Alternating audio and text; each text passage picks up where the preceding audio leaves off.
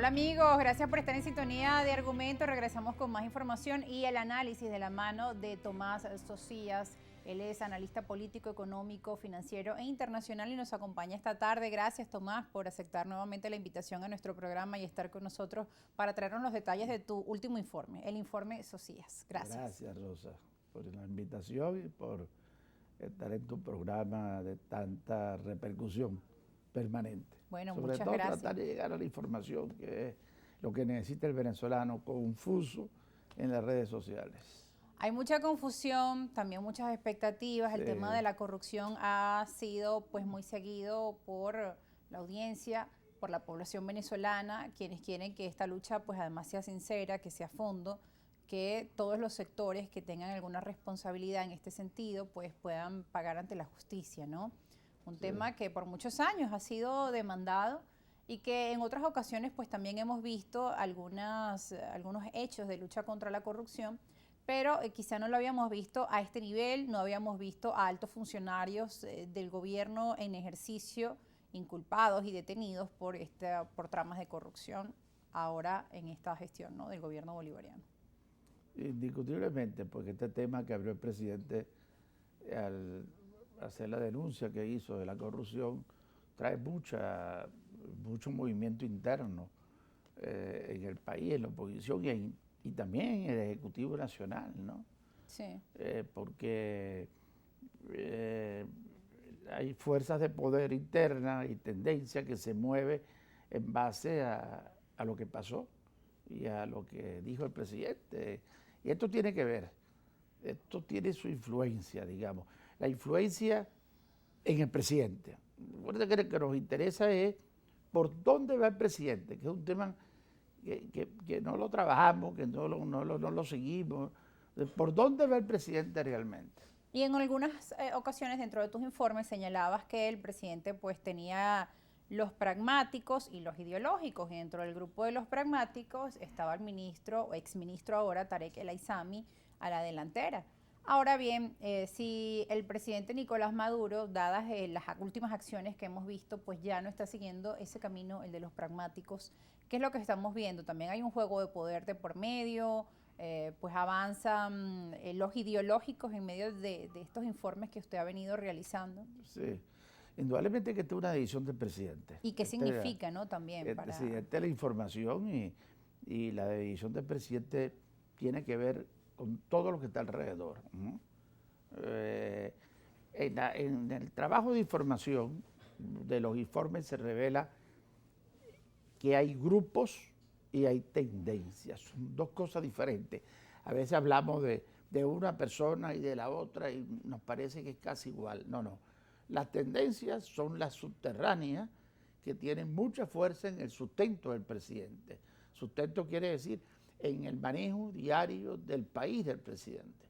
Y los grupos, no se califica como grupo algo negativo, los grupos de poder o de influencia son grupos normales que existen en todas las sociedades, en todas partes, en Rusia, en China, en los países socialistas, en los países que no son socialistas.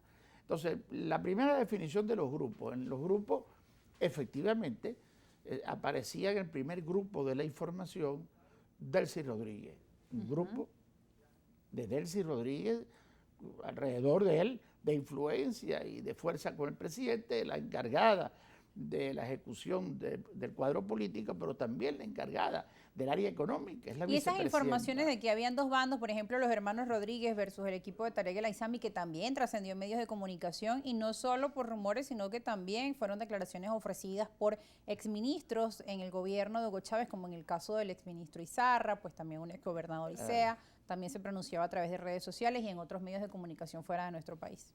Claro, indudablemente que hay diversos puntos de vista entre áreas pragmáticas, áreas ideológicas y los grupos. Pero fíjate, Delcy Rodríguez con una gran fuerza.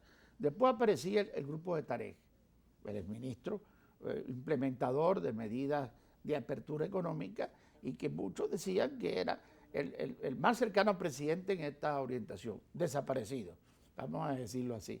Tercer grupo viene Vladimir Pairito López, no solamente la Fuerza Armada, sino él, en un proceso también de fuerza alrededor del presidente. Después tenemos a Jorge Rodríguez, que ahora pasa a tener un fortalecimiento porque había sus diferencias entre el ministro Tarek y él.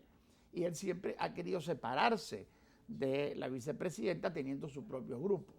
Después tienes otros adicionales menores, sin mucho comentario necesariamente, pero que son importantes.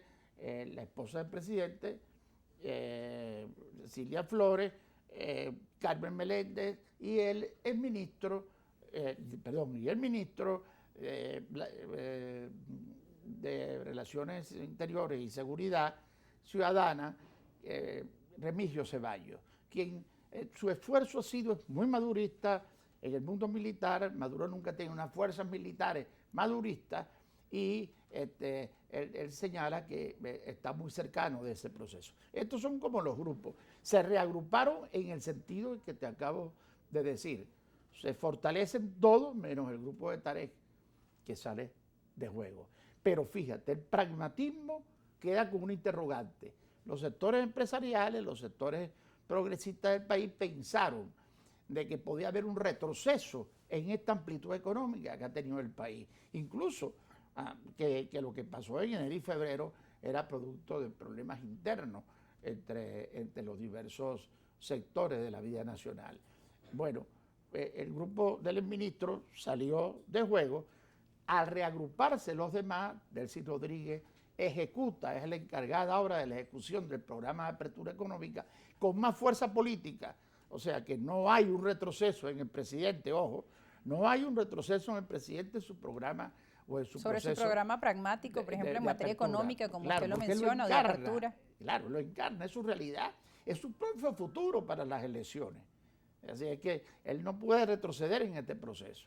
Más la reagrupación de los grupos que te señalé. Después están las tendencias, muy rápido. Las tendencias son, la primera el madurismo, la más fuerte de todas, todo el gabinete, que sufre un revés importante, porque después de los anuncios del presidente sobre corrupción, han quedado dudas en el PSV y en muchas otras instituciones internas, según la información, de que por qué no lo dijo antes, hay otras áreas que no se han dicho, y por qué no se tomó este tema anteriormente. Así que hay como un pequeño retroceso del madurismo, siempre la primera fuerza del país. Segundo, el chavismo, 4 ministros en el gabinete, siempre ahí presente, pero un poco más adelante porque es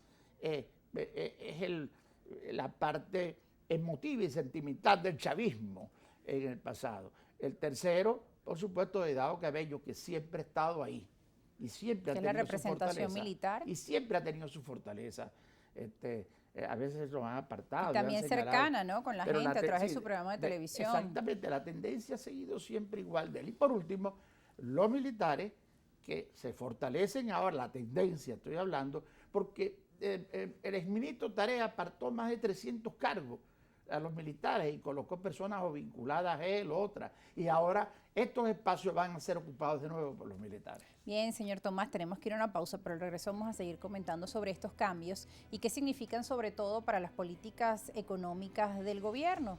Bajo el informe de Tomás Socias estamos hoy revisando la actualidad política y económica nacional, porque lo cierto es que mientras todo esto ocurre, entendemos que los indicadores económicos en Venezuela pues no lucen nada bien. La recuperación económica que se prometió durante el año pasado, con índices que iban a ser muy positivos al cierre del año, pues no lograron cumplir con sus expectativas. Diciembre del 2022 terminó con pues unas dificultades tremendas para los trabajadores en nuestro país y el año 2023 arrancó con eso, con marchas, con movilizaciones, con demandas del sector público, de los jubilados, de los pensionados, muchas cuentas, mucho que dar, ¿no?, a la población. Y sobre todo, pues también con estas noticias de corrupción crece también el rechazo de la población hacia figuras de la política hoy en Venezuela. Crece también el descontento. Parte de eso seguiremos hablando al regreso de la pausa. No se aparte.